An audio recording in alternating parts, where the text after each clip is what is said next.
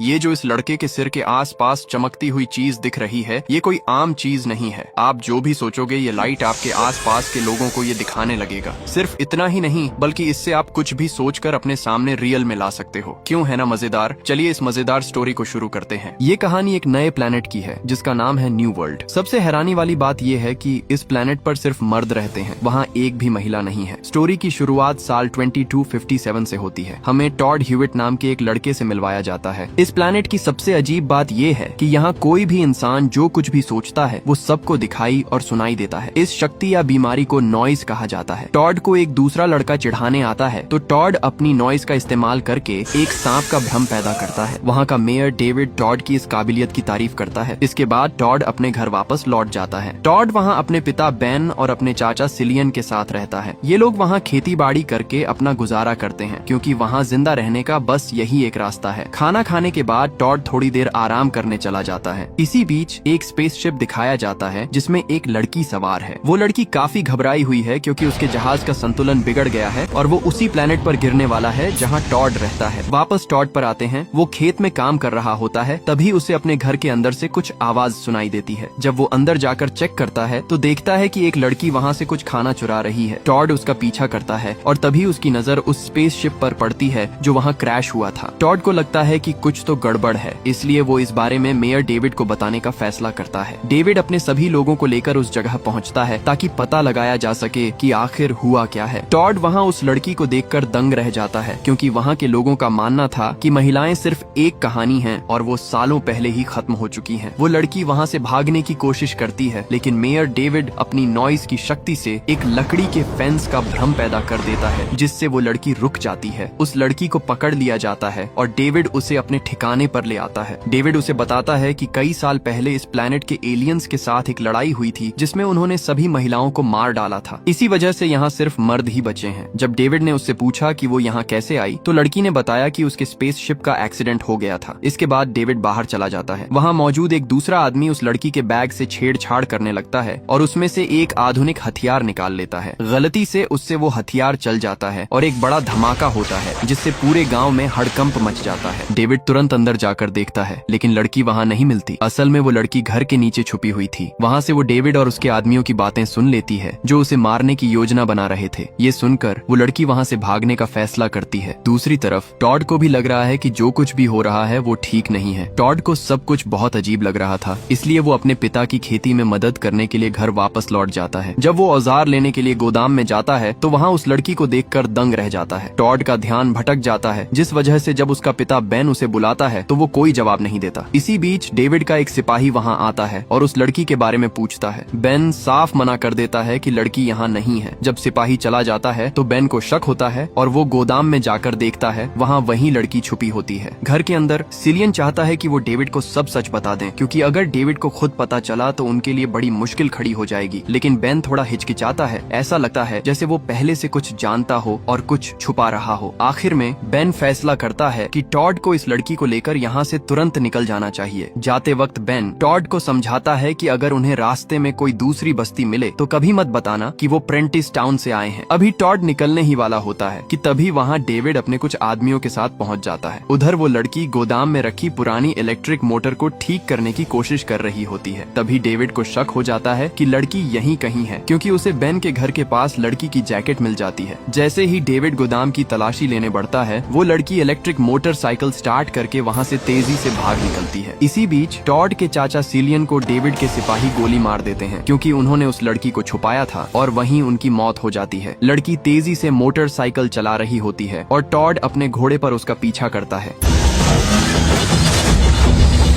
लेकिन बदकिस्मती से वो दोनों एक गहरी खाई में गिर जाते हैं।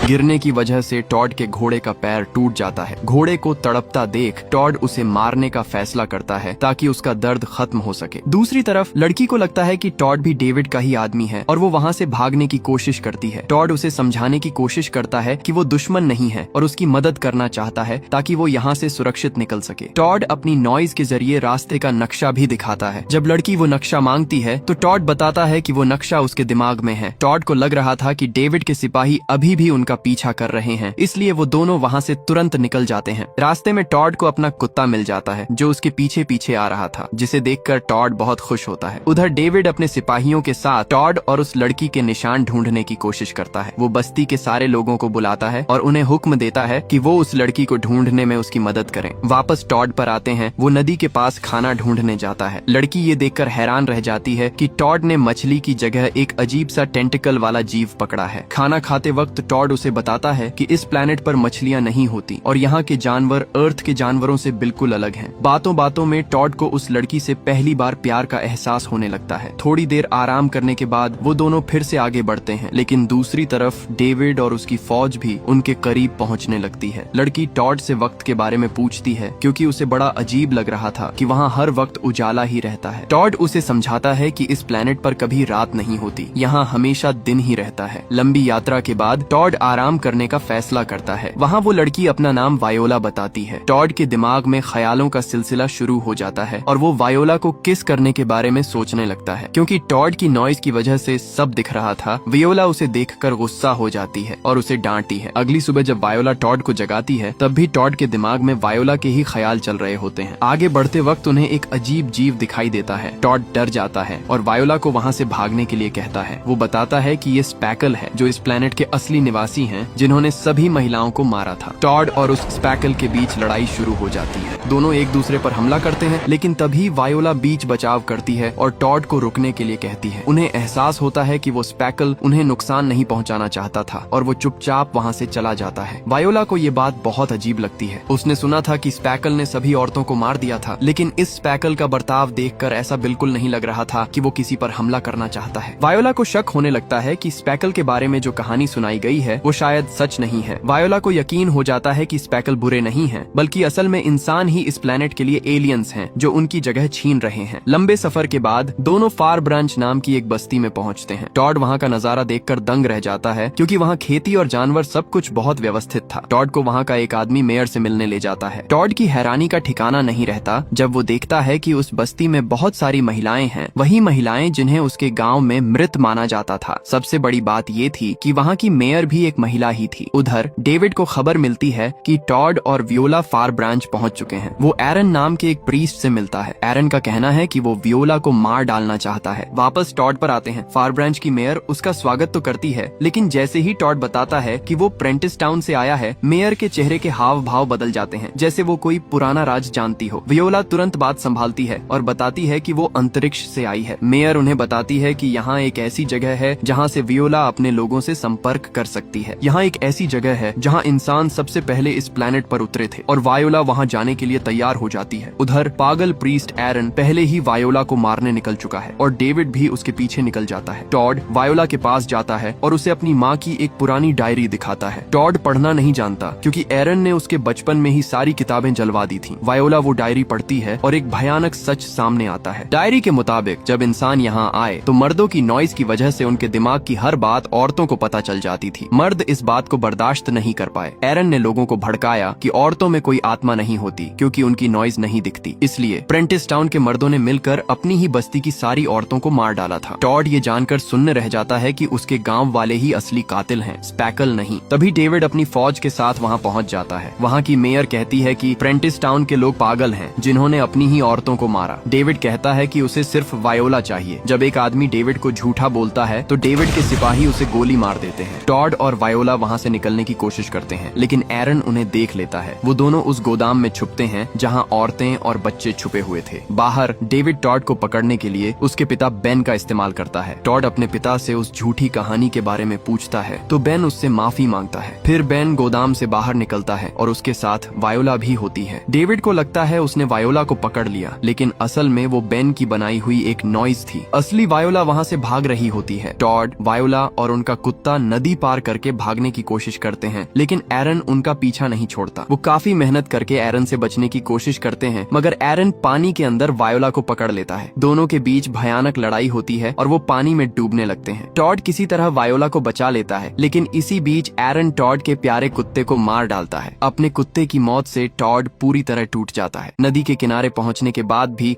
वो सदमे में रहता है और एक शब्द नहीं बोलता। इसके बाद वो दोनों आराम करने के लिए एक टावर के पास रुकते हैं। वायोला देखती कहती है कि टॉड अभी भी अपने कुत्ते के ख्यालों में खोया हुआ है। टॉड बताता है कि उस कुत्ते के साथ उसकी बहुत सारी यादें जुड़ी थीं। वायोला को लगता है कि ये सब उसकी वजह से हुआ है और वो टॉड से माफी मांगती है, लेकिन टॉड उसे दिलासा देता है कि ये उसकी गलती नहीं है। वो दोनों फिर से आगे बढ़ते हैं और उन्हें वही पुराना स्पेसशिप मिल जाता है जो सबसे पहले इस प्लेनेट पर उतरा था। वियोला टॉड को लेकर उस जहाज के नीचे जाती है क्योंकि वहाँ एक ऐसा सिग्नल सिस्टम है जिससे वो अंतरिक्ष में मौजूद दूसरे जहाजों को मदद के लिए बुला सकती है। वो जहाज के अंदर जाते हैं और देखते हैं कि वो इतना बड़ा है कि उसमें कई सारे कमरे हैं। जब वो मेन कंट्रोल रूम तक पहुंचते हैं, वायोला सिग्नल भेजने की कोशिश करती है, लेकिन तभी उन्हें पता चलता है कि जहाज का एंटेना खराब है। एंटेना अपनी जगह से हट गया था, इसलिए टॉड उसे ठीक करने का फैसला करता है। हालांकि टॉड नहीं चाहता कि वायोला उसे छोड़कर चली जाए, लेकिन वायोला की जान बचाने का बस यही एक रास्ता बचा था। दूसरी तरफ डेविड और उसके सिपाही वहाँ पहुँचने ही वाले होते हैं। टॉड किसी तरह सिग्नल सिस्टम को चालू कर देता है। जहाज के बाहर डेविड धमकी देता है कि अगर टॉड बाहर नहीं आया तो वो बेन को मार डालेगा। इसी बीच एरन एक बार फिर वायोला को ढूंढ लेता है और उसे मारने की कोशिश करता है, लेकिन इस बार वायोला होशियारी दिखाती है और अपने लाइटर से एरन को आग लगा देती है। इसके बाद वो तुरंत अंतरिक्ष में दूसरे जहाजों से संपर्क करने लगती है। टॉड बाहर निकलता है, लेकिन डेविड गुस्से में बेन को गोली मार देता है। ये देखकर टॉड का खून खौल उठता है और उन दोनों के बीच भयानक लड़ाई शुरू हो जाती है। डेविड टॉड के हाथ पर गोली मार देता है, लेकिन टॉड दर्द सहते हुए लड़ता रहता है। डेविड अपनी नॉइज से टॉड को भ्रमित करने की कोशिश करता है, पर टॉड पलटवार करता है। टॉड अपनी नॉइज से उन सभी महिलाओं की तस्वीरें डेविड के सामने ले आता है जिन्हें डेविड ने मारा था। डेविड पुरानी यादों और सदमे में खो जाता है और मौका मिलते ही वायोला डेविड को जहाज से नीचे धक्का दे देती है। इतनी ऊंचाई से गिरने की वजह से डेविड की मौत हो जाती है। टॉड की हालत बहुत खराब थी और उसका काफी खून बह चुका था, जिस वजह से वो बेहोश हो जाता है। तभी वायोला का बुलाया हुआ रेस्क्यू शिप वहाँ पहुँच जाता है। जब टॉड की आंख खुलती है, वो खुद को जहाज के मेडिकल रूम में पाता है। वायोला उसके पास बैठी होती है और बताती है कि अब वो सुरक्षित है। वायोला ने फैसला किया है कि वो इस प्लेनेट पर टॉड के साथ ही रहेगी। ये सुनकर टॉड बहुत खुश होता है और उसे एक नई जिंदगी मिल जाती है। इसी के साथ ये स्टोरी खत्म हो जाती है।